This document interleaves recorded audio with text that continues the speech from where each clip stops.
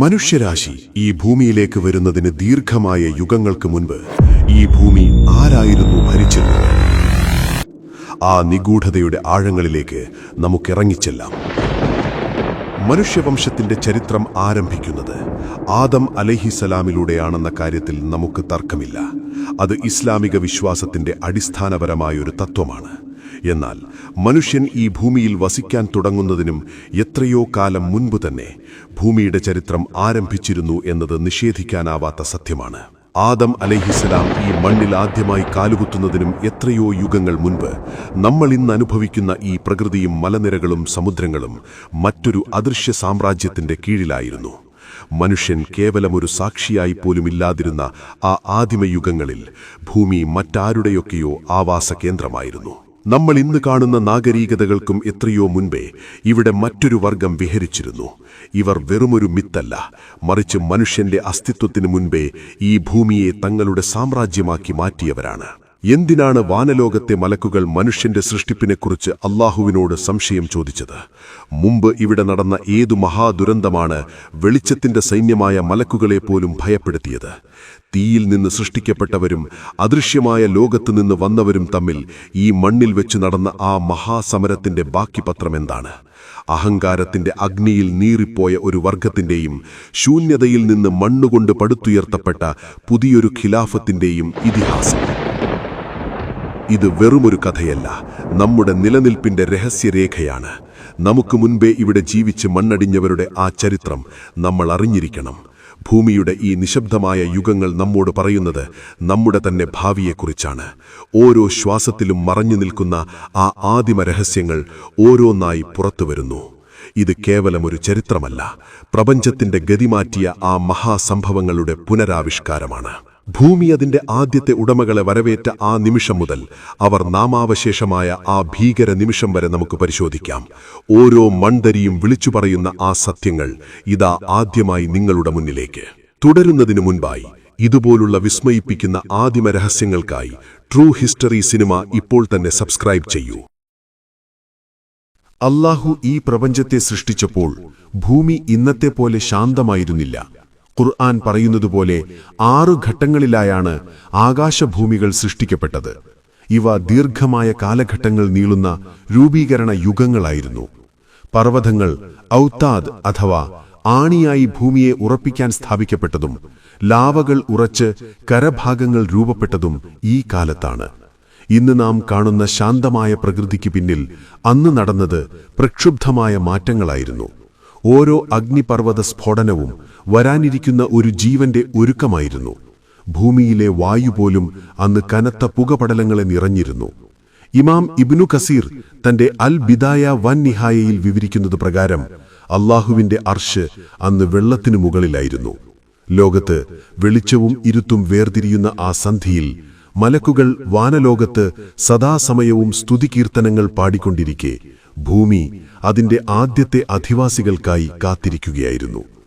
ശാസ്ത്രം പറയുന്ന ബിഗ് ബാങ്ങിനും യുഗങ്ങൾക്കും മുൻപേ ദിവ്യമായ വിജ്ഞാനം ഈ ഭൂമിയെ ഒരു പരീക്ഷണശാലയായി മാറ്റുകയായിരുന്നു. ഇവിടെ ആദ്യമായി വരാനിരിക്കുന്ന ബുദ്ധിയുള്ള ജീവിവർഗങ്ങൾക്ക് ആവശ്യമായ അന്തരീക്ഷം, വെള്ളം, ചൂട് എന്നിവ സസൂക്ഷ്മം ക്രമീകരിക്കപ്പെട്ടു. പദാർത്ഥലോകത്തിന് സമാന്തരമായി മറ്റൊരു ഊർജ്ജ ലോകവും കൂടി ഇവിടെ വളർന്നുണ്ടായിരുന്നു. ആ യുഗം മനുഷ്യന്റേതായിരുന്നില്ല, മറിച്ച് തീയുടെയും ആത്മാക്കളുടെയും മാത്രമായിരുന്നു. കാലം അതിന്റെ ഗതി മാറ്റുന്നതിന് മുൻപുള്ള ആ ശുഭനിമിഷത്തിനായി ഭൂമി കാത്തിരിക്കുകയായിരുന്നു. മനുഷ്യൻ ഭൂമിയിൽ ജനിക്കുന്നതിനും ദീർഘകാലം മുൻപ് തന്നെ ഈ ഭൂമി ജിന്നുകൾക്ക് പരീക്ഷണമായി നൽകപ്പെട്ടിരുന്നു എന്നാണ് പ്രബലമായ അഭിപ്രായം. എന്നാൽ ഭൂമിയുടെ നിഗൂഢതകൾ അവിടെയും അവസാനിക്കുന്നില്ല. ചില പുരാതന വിവരണങ്ങളിൽ പറയപ്പെടുന്നത് ജിന്നുകൾക്ക് മുൻപേ ഈ ഭൂമിയിൽ ചില വിചിത്ര വർഗങ്ങൾ വസിച്ചിരുന്നു എന്നാണ്. അൽ ഹിൻ, അൽ ബിൻ, അൽ തിൻ, അൽ റിൻ എന്നിങ്ങനെയുള്ള പേരുകളിൽ അറിയപ്പെടുന്ന ഈ ജീവികളെക്കുറിച്ചുള്ള പരാമർശങ്ങൾ ഇബ്നു അബ്ബാസ് റളിയല്ലാഹു അൻഹു, മുജാഹിദ് തുടങ്ങിയവരുടെ വിവരണങ്ങളായി ചില ചരിത്ര ഗ്രന്ഥങ്ങളിൽ കാണാം. എന്നാൽ ഇതിന്റെ നിജസ്ഥിതിയെക്കുറിച്ച് പണ്ഡിതന്മാർക്കിടയിൽ വലിയ ചർച്ചകളുണ്ട്. ഇവ ഖുറാനിലോ സ്വഹീഹായ ഹദീസുകളിലോ നേരിട്ട് പ്രതിപാദിക്കാത്തതുകൊണ്ട് തന്നെ ഇവയെ ഇസ്രായേലിയാത്തുകൾ അഥവാ മുൻ വേദകാരിൽ നിന്ന് പകർന്നു കിട്ടിയ ചരിത്രരേഖകൾ എന്ന ഗണത്തിലാണ് പണ്ഡിതന്മാർ പെടുത്തിയിട്ടുള്ളത്.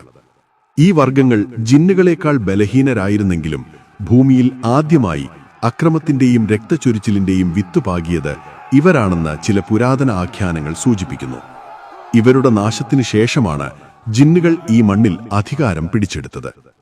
ജിന്നുകൾക്ക് നമ്മെപ്പോലെ തന്നെ സ്വതന്ത്രമായ ബുദ്ധിയും തീരുമാനമെടുക്കാനുള്ള കഴിവും നൽകപ്പെട്ടിരുന്നു. എന്നാൽ അധികാരം വരുമ്പോൾ അഹങ്കാരവും കൂടെ വരുമെന്ന സത്യം അവർ വിസ്മരിച്ചു. ജിന്നുകൾ ഭൂമിയുടെ എല്ലാ കോണുകളിലേക്കും തങ്ങളുടെ അധികാരം വ്യാപിപ്പിക്കുകയും ഈ മണ്ണിലെ പ്രകൃതി വിഭവങ്ങൾ തങ്ങളുടെ ഇഷ്ടാനുസരണം ഉപയോഗിക്കുകയും ചെയ്തു. അവർ ഭൂമിയിലെ മലനിരകളിലും സമുദ്രങ്ങളിലും തങ്ങളുടെ ആധിപത്യം ഉറപ്പിച്ചു. ഓരോ ജിന്നു ഗോത്രവും അതിൻ്റെതായ ആത്മീയ വിദ്യകളും അറിവുകളും വശമാക്കിയ കാലം. അവർക്ക് ലഭിച്ച സ്വാതന്ത്ര്യം ദൈവത്തോടുള്ള നന്ദിക്ക് പകരം സ്വന്തം ശക്തിയിലുള്ള അഹങ്കാരമായി മാറി. യുഗങ്ങൾ കടന്നുപോയപ്പോൾ അധികാരം ജിന്നുകളെ അന്ധരാക്കി. അല്ലാഹു നൽകിയ അനുഗ്രഹങ്ങൾ അവർ തങ്ങളുടേതാണെന്ന് കരുതി അഹങ്കരിച്ചു. അസൂയയും വിദ്വേഷവും അവരുടെ ഹൃദയങ്ങളെ കീഴടക്കി. ഭൂമിയിൽ അവർ മഹാപാപങ്ങൾ ചെയ്തു. അക്രമങ്ങൾ പതിവായി. അവർ ഭൂമിയിൽ രക്തം ചിന്തി. അധികാരത്തിന്റെ ഉന്മാദത്തിൽ അവർ പരസ്പരം വേട്ടയാടാൻ തുടങ്ങി. ഓരോ ഗോത്രവും മറ്റൊന്നിനെ നശിപ്പിക്കാൻ ശ്രമിച്ചപ്പോൾ ഭൂമിയുടെ സന്തുലിതാവസ്ഥ തകർന്നു. ഈ ക്രൂരതകൾ കണ്ട് പ്രകൃതി പോലും വേദനിച്ചതായി ചിലർ ഇതിനെ പ്രതീകാത്മകമായി വിവരിക്കുന്നു. ജിന്നുകൾക്കിടയിൽ ഭീകരമായ ഗോത്രയുദ്ധങ്ങൾ പൊട്ടിപ്പുറപ്പെട്ടു. പ്രകൃതിയുമായുള്ള സന്തുലിതാവസ്ഥ അവർ തകർത്തു. കാടുകൾ കത്തിനശിച്ചു. ജലസ്രോതസ്സുകൾ മലിനമായി. ഓരോ ദിവസവും ഭൂമിയിൽ നിന്നുയരുന്ന ആക്രോശങ്ങൾ കണ്ട് മലക്കുകൾ അല്ലാഹുവിനോട് ചോദിച്ചു, ഈ അക്രമം എപ്പോഴാണ് അവസാനിക്കുക? ഈ മനോഹരമായ ഗ്രഹം ഒരു ശ്മശാനമായി മാറുന്നത് മലക്കുകൾക്ക് കണ്ടു നിൽക്കാൻ കഴിഞ്ഞില്ല. അതോടെ ഭൂമിയെ ശുദ്ധീകരിക്കാൻ അല്ലാഹുവിന്റെ സൈന്യം വാനലോകത്തുനിന്ന് ഇറങ്ങിവന്നു. ഇത് ഒരു വംശത്തിന്റെ താൽക്കാലിക നാശത്തിന്റെ തുടക്കമായിരുന്നു. ശാപമിറങ്ങിയ ആ ലോകത്ത് വെളിച്ചത്തിന് സ്ഥാനമില്ലാതായി. ജിന്നുകൾ തങ്ങളുടെ വിവേകം നഷ്ടപ്പെടുത്തി കേവലം വിനാശകാരികളായി മാറിയ ആ ഇരുണ്ട യുഗമായിരുന്നു അത്. ചില പുരാതന സുന്നി പണ്ഡിതരുടെ വിവരണങ്ങളിൽ പറയപ്പെടുന്നത് അല്ലാഹു തന്റെ മലക്കുകളുടെ സൈന്യത്തെ ഭൂമിയിലേക്ക് അയച്ചു എന്നാണ്. അത് വെളിച്ചവും തീയും തമ്മിലുള്ള പ്രപഞ്ചത്തിലെ ഏറ്റവും വലിയ മഹാസമരമായിരുന്നു. മലക്കുകൾ അക്രമികളായ ജിന്നുകളെ ഭൂമിയുടെ എല്ലാ സമതലങ്ങളിൽ നിന്നും തുരത്തി. രക്ഷപ്പെട്ട ജിന്നുകൾ കടലിലെ ഒറ്റപ്പെട്ട ദ്വീപുകളിലും പർവ്വതമുകളിലും അഭയം തേടി. ഭൂമിയിലെ അവരുടെ വലിയ അധികാരങ്ങൾ നിമിഷനേരം കൊണ്ട് തകർന്നു വീണു. നഗരങ്ങൾ കത്തിയെരിഞ്ഞു. അഹങ്കാരത്തിന്റെ ഗോപുരങ്ങൾ മണ്ണോട് ചേർന്നു. അങ്ങനെ ഭൂമിയിലെ അക്രമങ്ങൾക്ക് ഒരു താൽക്കാലിക അറുതി വന്നു. ഈ ശുദ്ധീകരണ പ്രക്രിയയ്ക്കിടയിലാണ് മലക്കുകൾ ഒരു അത്ഭുത കാഴ്ച കണ്ടത്. യുദ്ധഭൂമിയിൽ അനാഥനായി പോയ ഒരു കൊച്ചു ജിന്നുകുട്ടി. അസാസീൽ എന്നായിരുന്നു അവന്റെ പേര്. അസാസീൽ മലക്കുകൾക്കിടയിൽ വളർത്തപ്പെട്ടതിനെക്കുറിച്ചുള്ള ഈ കഥകൾ പല പുരാതന വിവരണങ്ങളിൽ പറയപ്പെടുന്നുണ്ടെങ്കിലും ഇവയുടെ നിവേദന പരമ്പരകൾ ദുർബലമാണെന്ന് പണ്ഡിതന്മാർ ചൂണ്ടിക്കാട്ടുന്നുണ്ട്. എങ്കിലും ആഖ്യാനങ്ങൾ പ്രകാരം അവൻ പശ്ചാത്തപിക്കുന്ന ഒരു ആത്മാവിനെ പോലെ തോന്നിപ്പിച്ചു. അവന്റെ കണ്ണുകളിലെ ഭക്തി കണ്ട് മലക്കുകൾ ആ കുഞ്ഞിനെ കരുണയോടെ വാനലോകത്തേക്ക് കൊണ്ടുപോയി. വാനലോകത്തെ വിശുദ്ധമായ അന്തരീക്ഷത്തിൽ അവൻ വളർന്നു. മലക്കുകളോടൊപ്പം അവൻ അറിവ് സമ്പാദിച്ചു.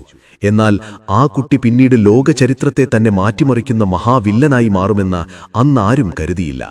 അവൻ വളർന്നത് വെളിച്ചത്തിന് നടുവിലായിരുന്നു. പക്ഷേ അവന്റെ ഉള്ളിൽ ജിന്നുകളുടെ ആ പഴയ അഗ്നി പതുക്കെ പുകഞ്ഞുകൊണ്ടിരുന്നു.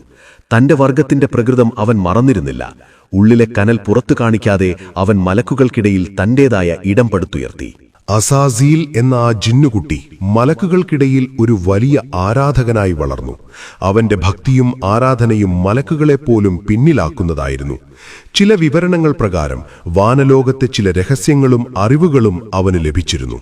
അവന്റെ അറിവും ഭക്തിയും കാരണം അവൻ മലക്കുകളുടെ നേതാവായി താവൂസ് അൽ മലായിത്ത എന്ന് തിരഞ്ഞെടുക്കപ്പെട്ടു. 7 ആകാശങ്ങളിലും വ്യത്യസ്ത നാമങ്ങളിൽ അവൻ അറിയപ്പെട്ടു. അത്രത്തോളം ആത്മീയമായ ഔന്നത്യത്തിൽ അവൻ എത്തിയതായി പലരും കരുതി. ആ സമയത്താണ് അവൻ ഇബ്ലീസ് എന്നറിയപ്പെട്ടു തുടങ്ങിയത്. എന്നാൽ ഈ ബഹുമതികൾക്കിടയിൽ അവന്റെ ഉള്ളിൽ ഒരു മാരകമായ വിഷം പതുക്കെ വളരുന്നുണ്ടായിരുന്നു. അല്ലാഹുവിനോടുള്ള സ്നേഹത്തേക്കാൾ തന്റെ സ്വന്തം പദവിയോടുള്ള സ്നേഹം അവനിൽ വർദ്ധിച്ചു. താൻ മലക്കുകളേക്കാൾ മികച്ചവനാണെന്നും താൻ ശുദ്ധമായ തീ കൊണ്ട് സൃഷ്ടിക്കപ്പെട്ടവനാണെന്നുമുള്ള അഹങ്കാരം അവനെ പിടികൂടി. തന്റെ ആരാധനകൾ അല്ലാഹുവിനുള്ളതല്ല, മറിച്ച് തന്റെ സ്വന്തം മഹത്വം കാണിക്കാനാണെന്നവൻ തിരിച്ചറിഞ്ഞില്ല. ദൈവത്തേക്കാൾ ഉപരിയായി അവൻ തന്നെ ആരാധിച്ചു തുടങ്ങി. അവന്റെ ഈ മറഞ്ഞിരിക്കുന്ന അഹങ്കാരത്തെ ലോകത്തിനു മുൻപിൽ വെളിപ്പെടുത്താൻ അല്ലാഹു ഒരു വലിയ പരീക്ഷണം തയ്യാറാക്കി.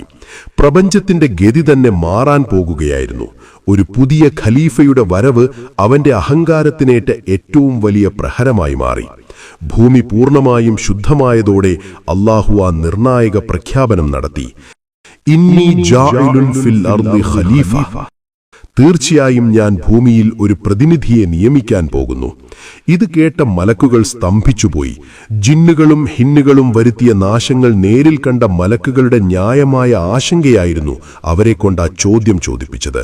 അവിടെ നാശമുണ്ടാക്കുകയും രക്തം ചിന്തുകയും ചെയ്യുന്നവരെയോ നീ നിയോഗിക്കുന്നത്? എന്നാൽ അല്ലാഹുവിന്റെ മറുപടി അവരെ നിശബ്ദരാക്കി: തീർച്ചയായും നിങ്ങൾക്കറിയാത്ത കാര്യങ്ങൾ എനിക്കറിയാം. പുതിയൊരു വർഗത്തിന് തെറ്റു ചെയ്യാനുള്ള കഴിവുണ്ടെങ്കിലും അവരിൽ നിന്ന് പ്രവാചകന്മാരും പുണ്യവാന്മാരും ഉണ്ടാകുമെന്ന് മലക്കുകൾ അറിഞ്ഞില്ല. എന്നാൽ ഈ പ്രഖ്യാപനം കേട്ട് ഇബ്ലീസ് ആകെ സ്തംഭിച്ചുപോയി. അവന്റെ ഉള്ളിൽ അസൂയയുടെ തീ ആളിപ്പടർന്നു. താൻ അത്രയും കാലം ആരാധനകൾ കൊണ്ട് നേടിയെടുത്ത പദവി മണ്ണിൽ നിന്ന് സൃഷ്ടിക്കുന്ന മറ്റൊരാൾക്ക് നൽകുന്നത് അവൻ ഉൾക്കൊള്ളാനായില്ല. ആദം എന്ന പേര് കേട്ടപ്പോൾ തന്നെ ഇബ്ലീസ് തന്റെ തകർച്ച മുൻകൂട്ടി കണ്ടു. സ്വർഗലോകത്ത് ഒരു നിശബ്ദ യുദ്ധം തുടങ്ങുകയായിരുന്നു. അല്ലാഹു മലക്കുകളോട് ഭൂമിയുടെ എല്ലാ ഭാഗങ്ങളിൽ നിന്നും മണ്ണ് ശേഖരിക്കാൻ കൽപ്പിച്ചു. ഈ കളിമണ്ണ് നനച്ച് രൂപമാറ്റം വരുത്തി ഒരു കളിമൺ പ്രതിമയായി വാനലോകത്ത് ഒരു രൂപമായി അത് കിടന്നു. ഇമാം ഇബ്നു കസീർ വിവരിക്കുന്നതുപോലെ ഇബ്ലീസ് ഈ കളിമൺ രൂപത്തിനു ചുറ്റും നടന്ന് അതിനെ പരിഹസിക്കുമായിരുന്നു. ഇവൻ പൊണ്ണയായവനാണെന്നും ഇവനെ എളുപ്പത്തിൽ വഴിതെറ്റിക്കാമെന്നും അവൻ അഹങ്കാരത്തോടെ കരുതി. മണ്ണിൽ നിന്ന് സൃഷ്ടിക്കപ്പെട്ടവന് തീയുടെ കരുത്തിനെ തോൽപ്പിക്കാനാവില്ലെന്ന് അവൻ സ്വയം വിശ്വസിച്ചു. ഒടുവിൽ ആ നിർണായക നിമിഷത്തിൽ അല്ലാഹു തന്റെ ആത്മാവ് അതിലേക്കൂതി. ആത്മാവ് കണ്ണിലെത്തിയപ്പോൾ ആദം അലൈഹിസ്സലാം സ്വർഗത്തിലെ പഴങ്ങൾ കണ്ടു. മൂക്കിലെത്തിയപ്പോൾ അദ്ദേഹം തുമ്മുകയും അൽഹംദുലില്ലാ എന്നു പറയുകയും ചെയ്തു. ആദം അലൈഹിസ്സലാം പൂർണ്ണ രൂപത്തിൽ കണ്ണു തുറന്നതോടെ ഭൂമിയുടെ ചരിത്രത്തിൽ പുതിയൊരു സൂര്യൻ ഉദിച്ചു. മണ്ണും തീവും തമ്മിലുള്ള നിത്യപോരാട്ടത്തിന് അവിടെ ഔദ്യോഗികമായി തുടക്കമായി. സ്വർഗലോകത്തെ എല്ലാ മലക്കുകളും ആ രൂപത്തിനു മുന്നിൽ സുജൂദ് ചെയ്യാൻ കൽപ്പിക്കപ്പെട്ടു. ഇബ്ലീസിന്റെ വിധി അവിടെ നിശ്ചയിക്കപ്പെട്ടു. അഹങ്കാരം അവനെ എന്നേക്കുമായി സ്വർഗത്തിൽ നിന്ന് പുറത്താക്കി. ഭൂമിയുടെ ചരിത്രം പരിശോധിക്കുമ്പോൾ നമ്മൾ പലപ്പോഴും നേരിടുന്ന ഒരു ചോദ്യമുണ്ട്: ഇതൊക്കെ എത്ര കാലം മുൻപാണ് സംഭവിച്ചത്?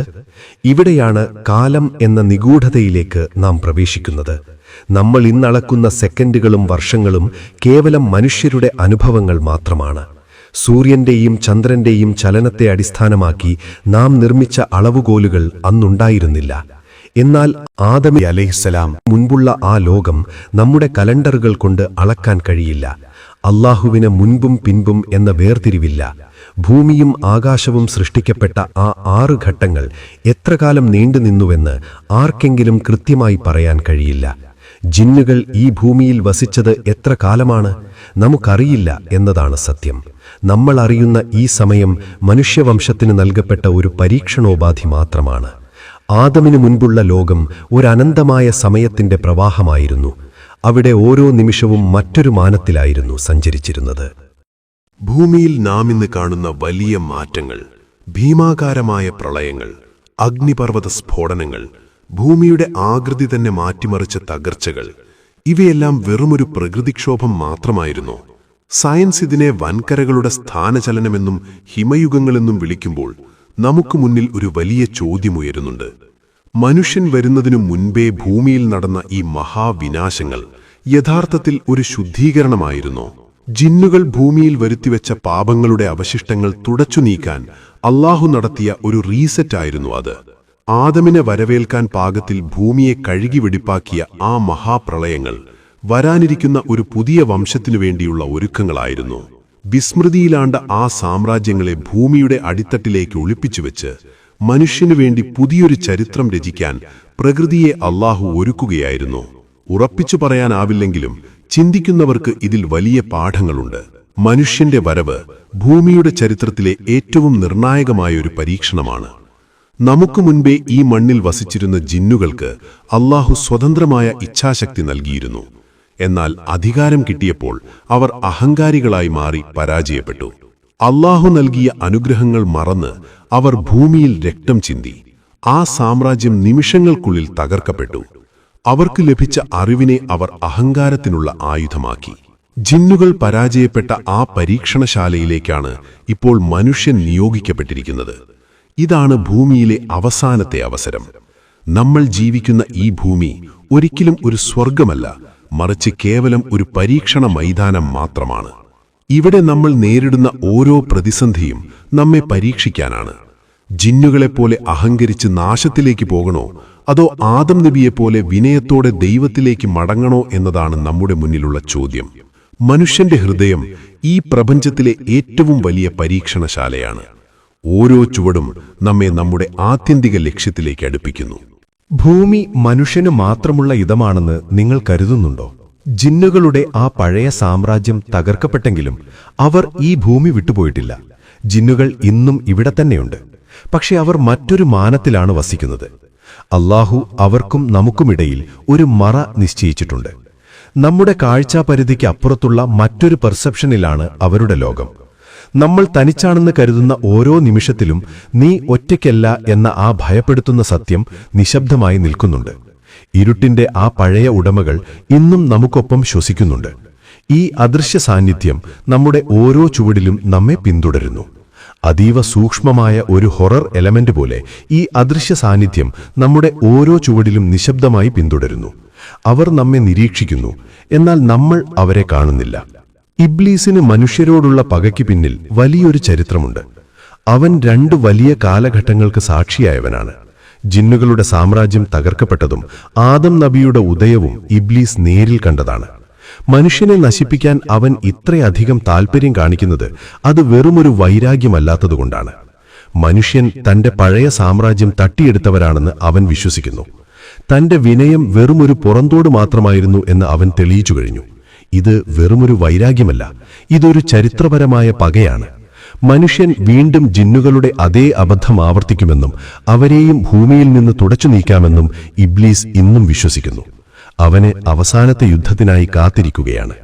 അവന് മനുഷ്യർ വെറുമൊരു ശത്രുവല്ല, മറിച്ച് തന്റെ പദവി തട്ടിയെടുത്തവരാണ്. ഭൂമിയുടെ ആദിമ ചരിത്രത്തെക്കുറിച്ച് ഇത്രയൊക്കെ വിവരിക്കുമ്പോഴും വലിയൊരു സത്യം ബാക്കിയുണ്ട്. അല്ലാഹു എല്ലാം നമ്മോട് പറയുന്നില്ല. വിശുദ്ധ ഖുർആൻ എന്നത് കേവലം ഒരു ചരിത്രഗ്രന്ഥമോ അല്ലെങ്കിൽ ഒരു ശാസ്ത്രവിജ്ഞാന കോശമോ അല്ല. അത് ഹിദായത്തിന്റെ, അതായത് ശരിയായ വഴി കാണിച്ചു തരുന്ന ഒരു മാർഗദർശിയാണ്. മനുഷ്യൻ അറിയാൻ ആഗ്രഹിക്കുന്ന ലക്ഷക്കണക്കിന് കാര്യങ്ങൾ അല്ലാഹു വെളിപ്പെടുത്താത്തത് എന്തുകൊണ്ടായിരിക്കാം? ആ അറിവുകൾ മനുഷ്യന്റെ പരീക്ഷണത്തിന് ആവശ്യമില്ല എന്നതാണ് പരമമായ സത്യം. ചില അറിവുകൾ നമ്മുടെ ജിജ്ഞാസയെ തൃപ്തിപ്പെടുത്താൻ മാത്രമുള്ളതാണ്. മറഞ്ഞിരിക്കുന്ന ഈ അദൃശ്യ രഹസ്യങ്ങൾ ദൈവത്തിന്റെ അധികാരപരിധിയിൽ സുരക്ഷിതമാണ്. വിനയത്തോടെ ആ ദൈവിക മൗനത്തെ അംഗീകരിക്കുക എന്നതാണ് ഒരു വിശ്വാസിയുടെ കടമ. അമിതമായ അറിവ് ചിലപ്പോൾ പരീക്ഷണത്തിന്റെ ഗൗരവം കുറയ്ക്കാം. നമുക്ക് നൽകപ്പെട്ട അറിവിൽ നാം തൃപ്തരാകേണ്ടതുണ്ട്. ആദം അലൈഹിസ്സലാമിന് മുൻപുള്ള ആ ലോകം നമുക്ക് നൽകുന്ന പാഠം ലളിതമാണ്. അധികാരവും അറിവും നമ്മെ അഹങ്കാരികളാക്കിയാൽ അത് നമ്മെ ഇബിലീസാക്കി മാറ്റും. തീയിൽ നിന്ന് മണ്ണിലേക്കുള്ള ഈ മാറ്റം അഹങ്കാരത്തിന്മേൽ വിനയത്തിന്റെ വിജയമായിരുന്നു. ഭൂമിയിലെ നമ്മുടെ യാത്ര തുടങ്ങുന്നത് ഒരു പോരാട്ടത്തിൽ നിന്നാണ്. അഹങ്കാരം ഇബിലീസിനെ തകർത്തെങ്കിൽ വിനയവും ദൈവത്തോടുള്ള പൂർണ്ണമായ കീഴടങ്ങലും ആദം നബി അലൈഹിസ്സലാമിനെ വാനോളം ഉയർത്തി. ഇന്ന് നാം അഭിമാനിക്കുന്ന ഓരോ നിമിഷത്തിലും ഓർക്കുക, നമുക്ക് മുൻപേ ഇവിടെ ശക്തരായ വർഗങ്ങളുണ്ടായിരുന്നു. അവർ അഹങ്കാരം കാരണം തകർക്കപ്പെട്ടു. നമ്മളും ആ പാതയിലാണോ?